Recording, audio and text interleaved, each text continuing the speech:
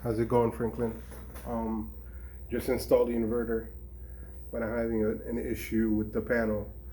To access the menu, the settings menu, when you hold down the enter button for 3 seconds, nothing happens. So I have no way of accessing the settings menu so I can change the parameters in the inverter. The other buttons work. This one doesn't work. The up button. The down button works, so it changes the display. The escape button seems to work too, but does the same thing as the down button.